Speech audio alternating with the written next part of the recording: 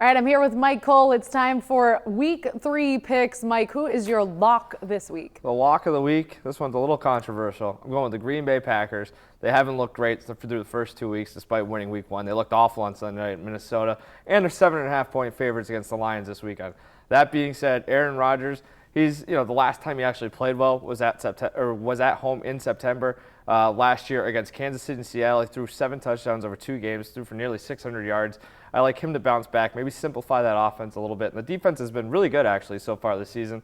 They're up there, near the top 10 in yards allowed per play, and they've been really good on third down. So, I just think it's a good matchup for them going back home against a Detroit team that's kind of looked not very good at all. Well, history may be on their side too. Aaron Rodgers is 11-3 lifetime against the Lions with 26 touchdowns and 6 interceptions. Not bad.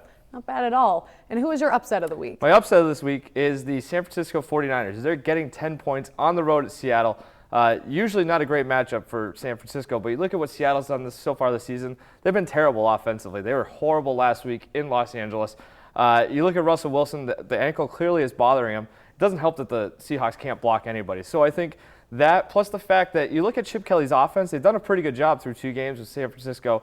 They've run a ton of plays, which kind of tires out the defense. They've also been really good on third down, despite facing some of the most third down opportunities in the league this season. That tells me they're getting the job done on first and second down. They're also creating turnovers. I like them to get 1 turnover to keep the game close. I think they cover. Yeah, Mike, I like that pick because it's hard to believe that the Seahawks are double-digit favorites in this one, considering they've only scored 15 points in 2 weeks.